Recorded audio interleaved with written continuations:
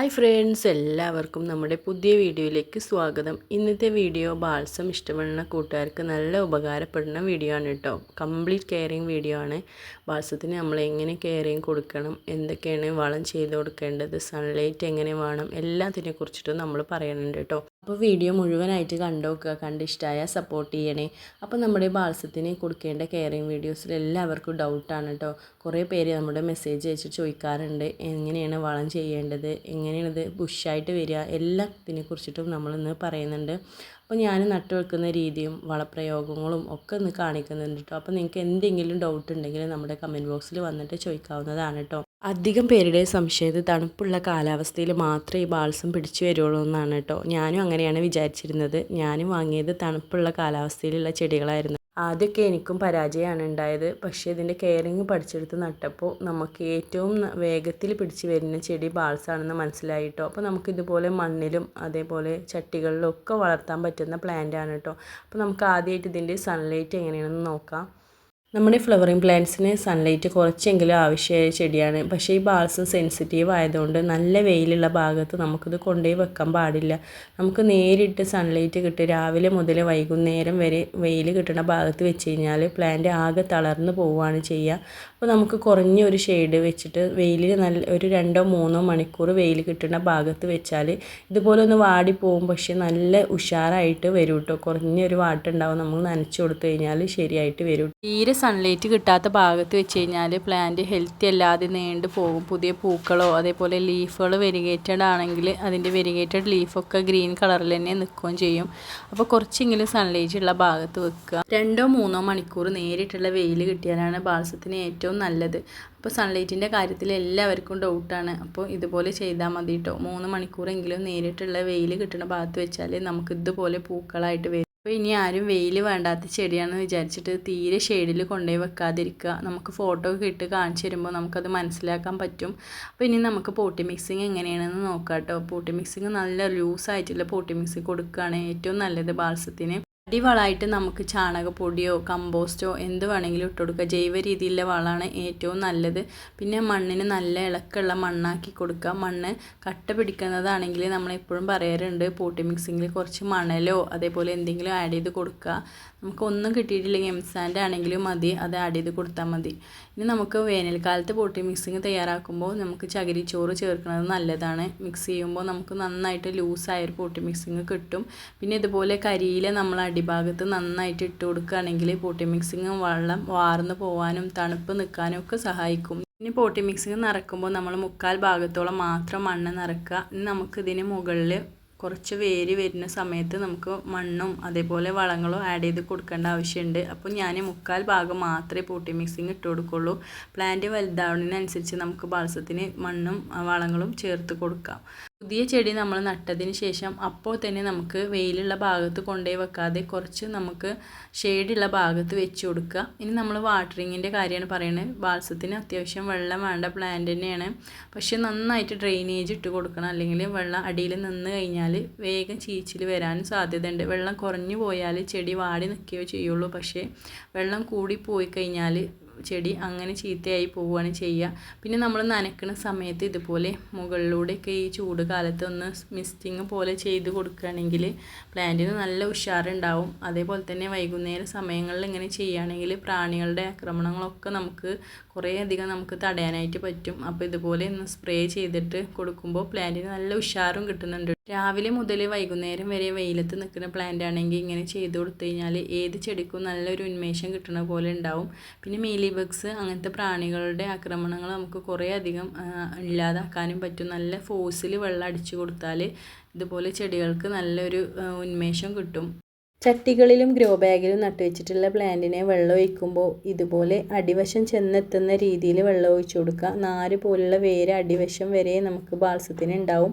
അപ്പോൾ ഇതുപോലെ വെള്ളം ഒഴിച്ചിട്ട് ഡ്രെയിനേജിലൂടെ പോകുന്നത് വരെ ഒരു നേരം നനച്ചാലും നമുക്ക് പ്രശ്നം വരുന്നില്ല. ഇനി ബാൾസത്തിന് കൊടുക്കേണ്ട ഫെർട്ടിലൈസർ എന്തൊക്കെയെന്ന് നോക്കാം. ജൈവ രീതിയിലുള്ള ലിക്വിഡ് വളങ്ങൾ കൊടുക്കുന്നതാണ് ഈ ചൂടുകാലത്ത് ഏറ്റവും നല്ലത്. ഓരോ സമയത്തും നമുക്ക് ഓരോ വളങ്ങൾ ചെയ്ത് കൊടുക്കാം. ആദ്യം നമ്മൾ പച്ചച്ചാണകം ഒഴിച്ചു കൊടുക്കുകയാണെങ്കിൽ ചെറിയ പ്ലാന്റിനൊക്കെ നമുക്ക് ഉഷാറായിട്ട് ലീഫൊക്കെ വലുതായി വരാൻ നൈട്രജൻ കണ്ടൻറ്റ് കൂടുതലുള്ള വളങ്ങളാണ് നല്ലത്. പച്ചച്ചാണകം ഇതേപോലെ ഡയലൂട്ട് ചെയ്തിട്ട് നന്നായിട്ട് കലക്കി ഡയലൂട്ട് ചെയ്തിട്ട് ഒഴിച്ചു കൊടുക്കുകയാണെങ്കിൽ പ്ലാന്റിന് നല്ലതാണ്. അടുത്ത വളം നമ്മൾ ചെയ്യണത് പച്ചക്കറിയുടെ വേസ്റ്റൊക്കെ നമ്മൾ പുളിപ്പിച്ചിട്ട് ഒഴിക്കുമല്ലോ, അതെല്ലാവരും ചെയ്യണതായിരിക്കും. ഇത് ബാൾസത്തിന് നല്ലൊരു റിസൾട്ടുള്ള വളമാണ്. നന്നായിട്ട് ഡയലൂട്ട് ചെയ്തിട്ട് വേണം ഒഴിക്കാൻ. അതേപോലെ വേസ്റ്റൊന്നും ചെടികളുടെ ചോട്ടിൽ വീഴാതെ നോക്കണതും നല്ലതാണ്. ഫംഗസ് ഒന്നും വരാതെ ഇതുപോലെ ഡയലൂട്ട് ചെയ്തിട്ട് വേണം ഒഴിച്ചു കൊടുക്കാൻ. ഇത് നല്ല റിസൾട്ടാണ്. നമുക്ക് പൂവ് നന്നായിട്ട് ഉണ്ടാവും. അതേപോലെ എല്ലാവരും ചെയ്ത് കൊടുക്കുന്ന ഒരു വളമായിരിക്കും ഇത്. അപ്പോൾ ഇങ്ങനെ ചെയ്ത് കഴിഞ്ഞാൽ ബാൾസത്തിന് ഇപ്പോൾ ഈ ഒരു ചൂടുകാലത്ത് നന്നായിട്ട് പൂക്കൾ തരാനും ഉഷാറായിട്ടുണ്ടാവും. ഇനി തീരെ പൂക്കൾ വരാത്ത ചെടിയാണെങ്കിൽ നമ്മൾ ചെയ്ത് കൊടുക്കേണ്ടത് ഇതുപോലെ ഉള്ളിയുടെ തൊലി, പൊട്ടാസ്യം കണ്ടൻറ്റ് അടങ്ങിയ വളങ്ങളാണ് പൂക്കൾ ഉണ്ടാവാനും ചെയ്ത് കൊടുക്കേണ്ടത്. ഇതുപോലെ പൂക്കൾ ഉണ്ടാവാൻ പഴത്തിൻ്റെ തൊലിയിൽ നമുക്ക് ഡയലൂട്ട് ചെയ്തിട്ട് ഒഴിച്ചു കൊടുക്കാം. പഴത്തൊലി വെള്ളത്തിലിട്ട് വെച്ചിട്ട് 1 വീക്ക് കഴിയുമ്പോൾ നമുക്ക് അതുപോലെ ഡയലൂട്ട് ചെയ്തിട്ട് ഒഴിച്ചു കൊടുക്കാം. ഇനി ചെടികളിൽ പൂക്കളൊക്കെ ആയി കഴിഞ്ഞിട്ട് ഒന്ന് വളത്തിൻ്റെ ഒരു ആവശ്യം വരുന്ന സമയം ഉണ്ടാവുമല്ലോ, അപ്പോൾ നമുക്ക് കുറച്ച് വളങ്ങൾ എന്തെങ്കിലും മിക്സ് ചെയ്ത മണ്ണ് ഇതിൻ്റെ മുകളിലായിട്ട് ഇട്ട് കൊടുക്കേണ്ടതുണ്ട്. അപ്പം വളത്തിന് പകരം നമുക്ക് കമ്പോസ്റ്റോ അല്ലെങ്കിൽ ജൈവ രീതിയിലുള്ള വളങ്ങളൊക്കെ, നമുക്ക് മിക്സഡ് വളങ്ങളൊക്കെ വാങ്ങാൻ കിട്ടുമല്ലോ, അതെന്തെങ്കിലും കുറച്ച് ആഡ് ചെയ്തിട്ട് ഈ മണ്ണ് ഇതിൻ്റെ മുകളിലായിട്ട് ഇട്ട് കൊടുക്കണം. മണ്ണ് ഇട്ട് കൊടുക്കുന്നതിന് മുമ്പ് പൊട്ടി മിക്സിങ് ഒന്ന് ഇളക്കി കൊടുക്കണം, നല്ലതാണ്. അതേപോലെ തന്നെ ഇതുപോലുള്ള ലീവ്സുകളും പൊഴിഞ്ഞു പോയ ഇലകളൊക്കെ നമുക്ക് മാറ്റി കൊടുക്കാം. അതേപോലെ തന്നെ കളകളും നന്നായിട്ട് വന്നിട്ടുണ്ടാവും. അതെല്ലാം മാറ്റി കൊടുത്തിട്ട് ഇതുപോലെ കട്ട കെട്ടുന്ന മണ്ണായിട്ടുണ്ടാവും. നമ്മുടെ പ്ലാന്റിൽ ഇടയ്ക്ക് ഇതുപോലെ ഒന്ന് ഇളക്കി കൊടുക്കുന്നത് നമ്മൾ വായു സഞ്ചാരം കിട്ടാനും നല്ലതാണ് കേട്ടോ. അതേപോലെ വെള്ളം താഴത്തേക്ക് ഇറങ്ങി പോകാനൊക്കെ ഇത് സഹായിക്കും. ഇങ്ങനെ നമുക്ക് പോട്ടി മിക്സിങ് കുറച്ചായിട്ട് ഇതിൻ്റെ റൂട്ടിൻ്റെ മുകളിലൊക്കെ ഒന്ന് ഇട്ട് കൊടുക്കുക. നമുക്ക് ജൈവ രീതിയിലല്ലാത്ത രാസവളങ്ങളും നമുക്ക് ഉപയോഗിക്കാം കേട്ടോ. പക്ഷേ പൂക്കൾ ഉണ്ടാവും ആ സമയം കഴിഞ്ഞ് കഴിഞ്ഞാൽ പിന്നെ പൂക്കൾ പോകും കേട്ടോ. ജൈവ രീതിയിലാണെങ്കിൽ പ്ലാന്റ് കുറേ കാലം നമുക്ക് നിൽക്കുകയും ചെയ്യും. മണ്ണിൽ നട്ടുവെച്ച പ്ലാന്റിനെ നമുക്ക് ഇതുപോലെ മണ്ണൊക്കെ ഒന്ന് ഇളക്കി കൊടുക്കാം കേട്ടോ. മണ്ണിൻ്റെ മുകളിൽ മണ്ണ് നമുക്ക് എന്തായാലും കട്ട പിടിച്ച് പോയിട്ടുണ്ടാവും. അപ്പോൾ ഇതുപോലെയൊക്കെ ഒന്ന് ഇളക്കി കൊടുത്തതിന് ശേഷം കുറച്ച് വളങ്ങൾ എന്തെങ്കിലും മിക്സ് ചെയ്തിട്ട് അതിട്ട് കൊടുത്താൽ മതി. നല്ലൊരു റിസൾട്ടാണ് കേട്ടോ. മണ്ണിൽ നട്ടു വെച്ചിട്ട് സ്ഥലമുള്ളവർക്ക് ഇതുപോലെ നട്ടു കൊടുക്കുകയാണ് ഏറ്റവും നല്ലത്. നമുക്ക് ചട്ടികളിൽ നട്ടു കൊടുക്കുന്നത് പോലെയല്ല, വാട്ടം അധികം ഉണ്ടാവാറില്ല, രോഗങ്ങളും ഉണ്ടാവാറില്ല കേട്ടോ. വെള്ളം കൂടിപ്പോയോ എന്നുള്ള പ്രശ്നങ്ങളൊന്നും ഉണ്ടാവാറില്ല. അപ്പോൾ ഞാനിത് പുതുതായിട്ട് ചെയ്യുന്ന വീഡിയോസൊക്കെ നമ്മുടെ ചാനലിൽ ഇട്ടിട്ടുണ്ട് കേട്ടോ. നല്ല റിസൾട്ടാണ്, എല്ലാവരും കമൻറ്റ് ചെയ്തിട്ടുണ്ടായിരുന്നു. അപ്പോൾ ഇതുപോലെ നല്ല ബുഷായിട്ട് പ്ലാന്റ് വന്നിട്ടുണ്ട്. ഇപ്പോൾ നമ്മൾ നട്ടു വെച്ചതാണ്. ഡബിൾ പെറ്റൽസും എല്ലാം മിക്സ് ചെയ്തിട്ട് നട്ടു വെച്ചിട്ടുണ്ട്. നമുക്ക് മരത്തിൻ്റെ ചോടോ അതേപോലെ എന്തെങ്കിലും ഷെയ്ഡ് കിട്ടുന്ന ഭാഗത്ത് ഇതുപോലെ മണ്ണിൽ നടാൻ സ്ഥലം ഉള്ളവർക്ക് ഇതുപോലെ നട്ടു കൊടുക്കുകയാണെങ്കിൽ നല്ല റിസൾട്ടാണ് കേട്ടോ. അതേപോലെ നമ്മൾ പ്ലാന്റിനെ എന്തെല്ലാം ചെയ്തു കൊടുത്താലും ഇതുപോലുള്ള പ്രശ്നങ്ങൾ ഇടയ്ക്ക് വരാറുണ്ട് അല്ലേ. അപ്പോൾ ഈ ഒരു കുരുടിപ്പ് എല്ലാ പ്ലാന്റിലും വരാറുണ്ട്. എല്ലാവരും ഇതിനെന്താ ചെയ്ത് കൊടുക്കട്ടെ എന്നൊക്കെ ചോദിക്കാറുണ്ട് കേട്ടോ. അപ്പോൾ നമ്മൾ വീഡിയോ ആയിട്ട് ചെയ്തിട്ടുണ്ട്. നമ്മൾ ജൈവ രീതിയിൽ കൊടുക്കുന്ന ഫെർട്ടിലൈസറൊക്കെ ചെയ്തിട്ട് നമുക്ക് റിസൾട്ട് കിട്ടിയ വീഡിയോ ഒക്കെ ചെയ്തിട്ടുണ്ട്. ഇങ്ങനെ പ്ലാന്റിലായി കഴിഞ്ഞ് കഴിഞ്ഞാൽ നമുക്ക് പുതിയ മുട്ടുകളോ പൂക്കളോ ഒന്നും വരാറില്ല. നമ്മുടെ പ്ലാന്റ് ഇങ്ങനെ ആക്കണ ആരാണെന്ന് കാണണ്ടേ. അതിൽ നമുക്ക് വീഡിയോയിൽ കാണുന്നുണ്ട് കേട്ടോ. ചെറിയൊരു പ്രാണി, നമുക്കൊരു ചിലന്തി പോലൊരു വല കാണാൻ പറ്റും. അവിടെ നമ്മൾ നോക്കിക്കഴിഞ്ഞാൽ ഇതുപോലെ അത് നമ്മുടെ ചെടിയിലേക്ക് തന്നെ കയറി പോവുകയാണ് കേട്ടോ ചെയ്യുക. തീരെ ഒരു വലിപ്പമില്ലാത്തൊരു കുഞ്ഞൻ പ്രാണിയാണ് ഇതുപോലെ നമ്മുടെ ചെടികളെ ആക്കി തീർക്കുന്നത്. അപ്പോൾ ലീഫിലും തണ്ടുകളിലൊക്കെ നീര് ഊറ്റി കുടിച്ച് കഴിഞ്ഞിട്ടാണ് ലീഫ് ഇങ്ങനെ ചുരുണ്ട് പോണത്. അപ്പോൾ നമ്മൾ എന്തെങ്കിലും ഒരു ഫെർട്ടിലൈസർ ഒഴിച്ചു കൊടുക്കണം.